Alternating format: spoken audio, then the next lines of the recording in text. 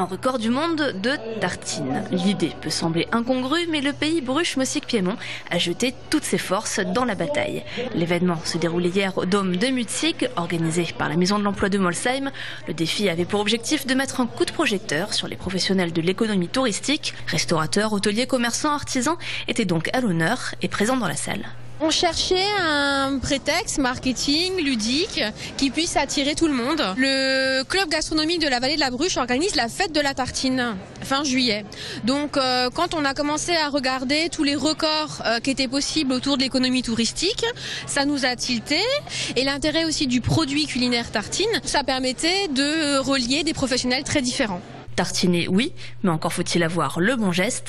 Donc c'est pas le plus grand nombre de tartines, mais c'est le geste et le fait de tartiner une base sur une tartine. Fais la tartine avec ta main. Voilà, ça c'est une tartine. Ça c'est ma base. Donc c'est du Nutella alsacien, d'accord ?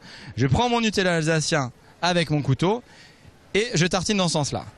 Voilà. Je mets encore un peu de Nutella parce que j'ai pas très bien fait. Voilà. Un défi pareil, cela ne s'improvise pas, car pour être validé par le livre Guinness, le record est encadré par un cahier des charges très strict sous le regard d'un huissier de justice, d'un inspecteur du travail et de plusieurs caméras. Il faut que nous soyons au moins 250 à tartiner simultanément. Ceci pour une durée minimum de 30 secondes. Les tartines qui seront préparées ce soir doivent avoir au moins 10 cm². Il ne doit pas y avoir de nourriture détruite, jetée. Et pour finir les plats, on peut compter sur les 244 personnes présentes âgées de 7 à 85 ans.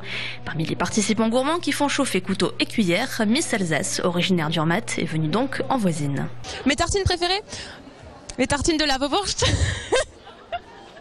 Comme une bonne alsacienne. Allez, il est temps de s'y mettre. Attention, ça va vite, un peu plus de 30 secondes.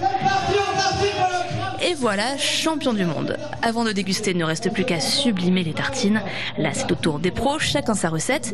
Ici, basse brioche, beurre, compote de pommes et pommes caramélisées. C'est un souvenir de ma grand-mère qui me faisait ça à mon 4 heures sur une tranche de pain blanc allemand. On appelle ça du Weissbrot. L'association beurre et compote de pommes, ça a vraiment un goût particulier. Ça a un goût de tarte aux pommes. La soirée avait aussi un but solidaire et a permis de reverser 2 280 € à Caritas. Les denrées restantes ont été distribuées au Resto du Cœur.